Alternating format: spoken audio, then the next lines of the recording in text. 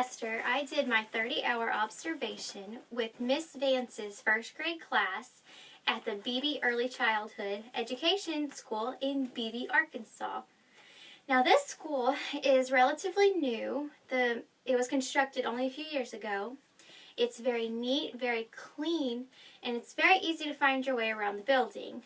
When I would first enter the building in the morning, I was expected to go by the office and get a visitor pass, and then I would proceed to Miss Vance's classroom.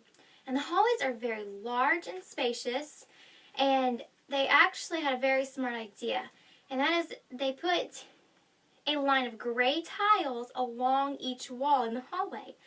And the students were told to walk along the gray tiles whenever they were leaving their class or going to.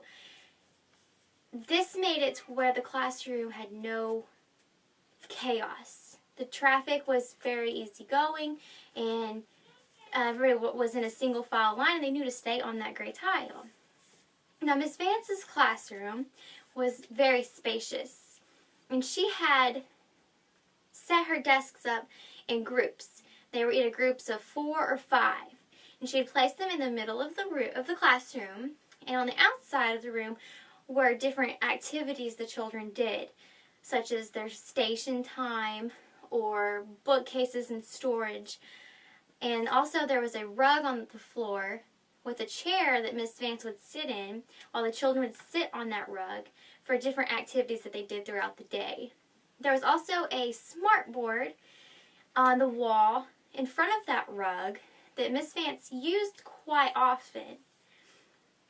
Now, in those seats, she had mixed the children, different races, different genders, and different learning abilities. Some children had higher achievements in their education, and some children were actually going to intervention throughout the day because of their learning disabilities.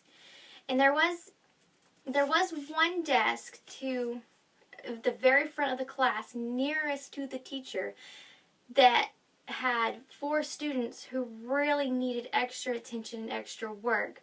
And she did this, she told me, because if they were in the back of the room, they had a hard time paying attention and focusing on the lesson.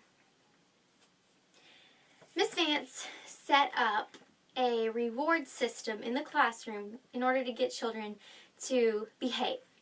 And the reward system was mostly tickets. And these tickets were just the little red ones that you can buy at the store, like at a carnival.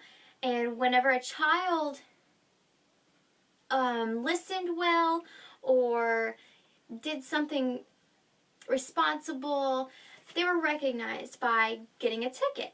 And when they got to 10 tickets, they would get a prize from a treasure chest, or they could eat lunch with the teacher. They got rewarded. Now, there were other incentives. For instance, if everybody at one table did really well, they would get a tally mark on the board at a certain section, and whoever had the most tally marks at the end of the month got a special prize. There also was a reward system if the whole class did awesome. For instance, if they were coming in from lunch to their class and the teacher bragged on how quiet they were, then they would get a bumblebee. And once they got to a certain number of bumblebees, they could have a pizza party. Now, Miss Vance liked to reward students for thinking, and so she had things called thinking beads, and these are the little plastic beads necklaces, and she had a whole bucket of them. If a student just wowed the class with a math problem or reading problem or whatever, they would be able to go get a pair of the thinking beads, and they could wear them, and it was kind of a way to show off or to reward them for using their brains. There was discipline also, and the most simple discipline, first of all, was equivalent to a warning. She would tell them Are you making good choices? You need to make good choices. And this was kind of a way to make children stop and think about what they were doing and try to correct the behavior themselves. If that did not work, she would go ahead and take one of their tickets from them. And this usually was as far as she ever had to go. There was one time she had to threaten a student to behave better, or they would have to walk along the fence at recess. So basically, they got to go outside and they walked along the fence because they have to have physical activity, but they weren't getting to play with their friends. Quite often children would work in groups or pairs. For instance, if some math lessons would have the students work, the table group would work together, and some lessons like writing, they would read to their partner their writing, and the partner would ask them if they answered who, what, when, where, and why. Students also worked at different stations. There was a math station, a reading station, a writing station, a computer station. And the students would spend an hour and 20 minutes in the morning at these stations. They would spend a few minutes. She would ring a bell, and the students knew to rotate. Now, while the students were doing their stations, Miss Vance was conducting guided reading, and each student was in a separate group. And she called the children up by groups, and the groups were set up by the reading level.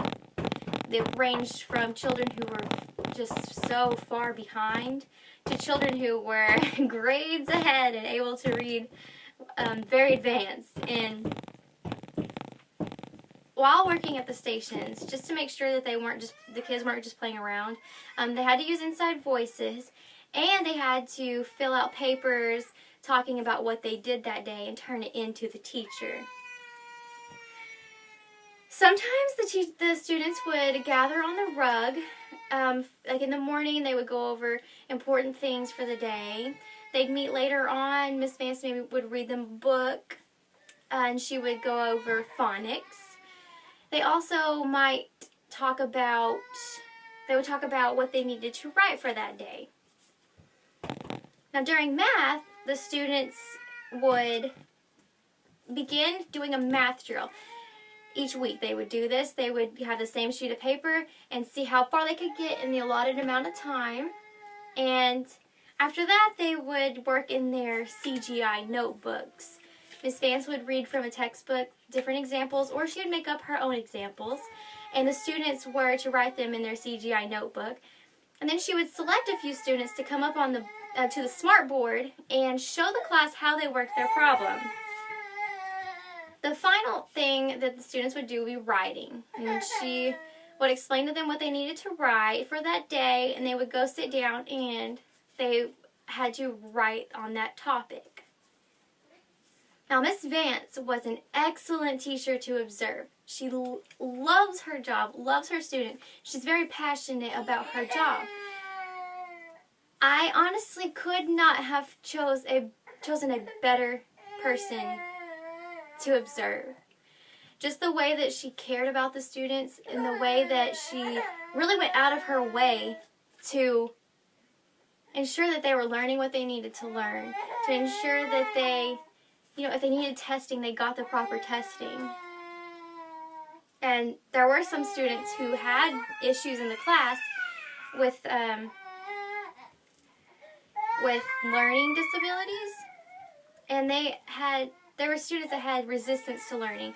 If it wasn't because of a learning disability, it usually was because they lacked self-confidence. And this happens a lot when students or children don't get the proper attention at home. And that was the case in a lot of students. You could tell that they weren't having help at home, and they struggled at school. And Miss Vance would set up interventions for them just so that they could have some support from somewhere.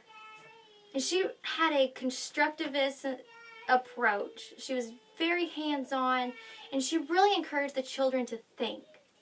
And I have to say, I am so thankful that I got to observe her, and when I was in that class, I knew that that is what I wanted to do as my career. I just hope that I could be half as great as she was to those students. I take a lot from her and from this experience, and I'm just so thankful that I got to do it.